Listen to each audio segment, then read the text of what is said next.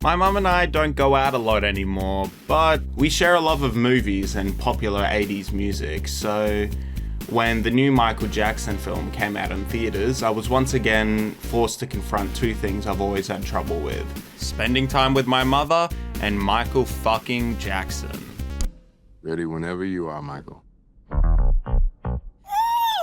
My mum grew up in the 80s and was a super fan of Michael Jackson. I mean, who wasn't? His fucking music is so iconic. She owned 2 copies of Thriller on vinyl. And like many kids my age, the day he died lived as an infamous memory. There was always something depressing on the news that made mum cry, but this was different. She was hysterical. People were phoning my mother up, and it's all kids could talk about on the playground that day at school. It was crazy. While I was mostly sad for my mum, I was of course a little bit sad that this celebrity figure I'd always known about, that was instrumental in my musical upbringing. He was the first pop star I ever knew about. And from my innocent childhood perspective, there was nothing strange about him. He was the coolest man alive who would sing like a woman and dance like an alien, a super being that challenged any preconceived notions I had about race, gender, or sexuality. But he also died when I was 7, so I wasn't really conscious for any of the terrible things he had done, and Mum never really talked about them either. We, the jury, in the above entitled case, find the defendant not guilty of conspiracy as charged in count 1 of the indictment, dated June 13th, 2005, foreperson number 8. While Michael Jackson's odd relationships with children was explored in the 90s under heavy scrutiny, especially with the Geordie Chandler case, in 2005, a sexual assault case like this didn't mean the same things it does in 2026 post-Me Too. The media was all about MJ. This was the sexual assault of a minor being investigated, but was never any mention of the kid in question. Only questions about MJ. I think we have an excellent legal system, and so if they found him not guilty, obviously that's excellent for all the Americans. We look up to him, he's an idol, and I just think it's great. Michael Jackson is innocent. It's a great thing. Actually, I don't feel too good about that. I would have thought at least one of the charges would have stuck. I mean, to me, it seemed like it was at least the alcohol, the children, it seemed like it was evidence on that. But I guess it just didn't stick, so I guess more power to him for getting off on it. I said it's the biggest miscarriage of justice since O.J. Simpson, and he's going to keep it right on doing it. While there were still plenty of vocal critics, most people with the not guilty verdict chose to forget all this uneasiness and go back to listening to his music. Despite the fact that a not guilty verdict doesn't really mean much in the United States, and despite the fact that plenty of concerning footage like this exists. There was one night I stood in there, I asked him if I could stay in his bedroom. Hey, let me stay in the bedroom. And I was like, Michael, you can sleep on the bed. And he was like, no, you sleep on the bed, sleep on the bed. We're like, no, you sleep on the bed. And then he finally said, okay, if you love me, you sleep on the bed. I was like, oh man. And so I finally slept on the bed. But it was fun that night. That child is Gavin Arvizo, the child that you heard hundreds of people screaming in cheers for getting a not guilty verdict. Not sick at all, no more cancer. All gone. All gone. He's taller than me now. When they told him he was gonna die. Isn't that great? Told he wasn't gonna grow, he wasn't gonna be able to have kids. I got a growth spurt. He had growth spurts during chemotherapy. I went from 4'10" to 5'4". See? Medicine don't know it all, do they? According to Gavin, it was Michael's friendship and support that helped him beat the cancer. This footage is from a documentary shot in 2003, which was 2 years before this trial happened and before the not guilty verdict.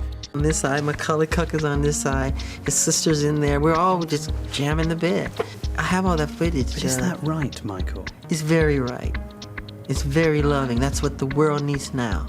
More love, more. The world needs a man who's 44 sleeping in a bed with children. No, you're making it all wrong. Well, tell me, help me. Because what's wrong with sharing a love? You don't sleep with your kids or some other kid who needs love, who didn't have a good childhood? No, I don't. I would never dream of sleeping. I would. I would never dream. Because you've never been where I've been mentally. Michael and his fans have always had the defense of his troubled childhood. Before the movie, before any of these trials, there was a TV series that depicted this. Fun fact, lots of people have terrible childhoods and don't have strange relationships with children in their adult lives. But years went on and eventually Gavin's story garnered more sympathy, specifically in 2019 when the controversial Leaving Neverland documentary premiered. Fueled by the Me Too movement, it felt like this was the point in time Michael Jackson would be cancelled for good. Well, it is the documentary Michael Jackson's estate doesn't want us to see. It's called Leaving Neverland, and it shares the stories of two men who allege they were repeatedly abused by the King of Pop. One of the men, Wade Robson, is from Australia. I watched Leaving Neverland, and like many people, I could not deny what I saw as real pain on the screen, and I believed every word of it. I asked my mum what she thought about all these new revelations, and she says that she just loves Michael, and he had a terrible childhood and he maybe did some terrible things, but she doesn't believe them anyway. So she never watched it. When I grew up liking Michael Jackson, I had no concept that evil people could do something evil and get away with it. But celebrity culture proved that you could almost do anything and still get away with it and have thousands of adoring fans. Despite my love for his music, it was no longer something I could enjoy listening to. When I listened to Michael's music, I would think of those terrified children and I would feel sick to my fucking stomach. And it felt like the rest of society had agreed with me for a bit. But that was naive, because back in 2019, everyone thought that we were done with Michael Jackson, that cancel culture was here to stay, that people who did terrible things were made accountable. To get your thoughts, you may well have seen that a number of radio stations here in Australia, and let's be honest, around the world, have actually banned Michael's music following on from those allegations that were aired in the documentary. Do you think that's a fair reaction or just over the top? Certainly well over the top. These are guys going back almost 10, 20 years. These guys are making these allegations and people, making a decision to stop playing his music. But I'm more than certain, the majority of people, if not all, of these stations and outlets are stop playing his music. They'll be playing his music again. But it's easier to forget about the victims than it is to forget the songs. And so, his music is as relevant now as it has ever been. I kind of assumed since 2019 we just moved on from him, along with the O.J. Simpsons, Kevin Spaceys. I really hadn't thought about the man in years, and it wasn't until this film coming out that a lot of these thoughts and feelings started to bubble up. I started reading about him again, getting even more detail on these events. In therapy, I unpacked my complicated feelings. I think people's nonchalant response to the allegations remind me of when I was a child and I was raped. My parents were as nonchalant about it as they were hearing the Michael Jackson allegations again in Leaving Neverland. And I know if all this runs through my head when I listen to Michael Jackson's music, it must apply to the victims 10 billion times fold. My attacker never faced any consequences, much like Michael never faced any consequences in his life. And luckily for Michael, him being dead helps his brand. He doesn't say anything, do any interviews, or anything that could further destroy his image. And he gets to have the highest grossing biopic in the world, apparently.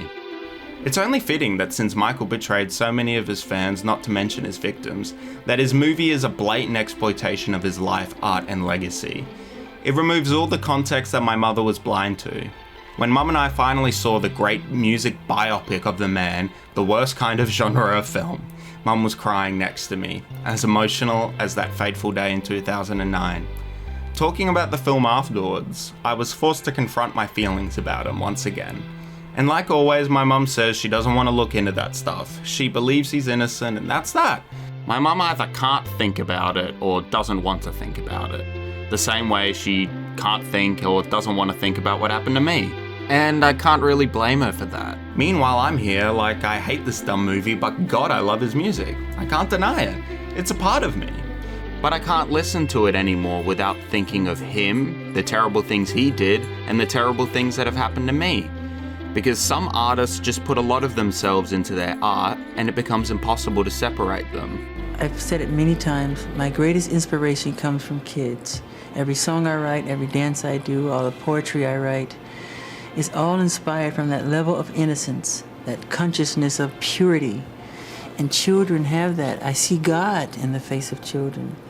And I just love being around that all the time. I think most critics of Michael Jackson can agree that he put all of himself into his music, for better or for worse.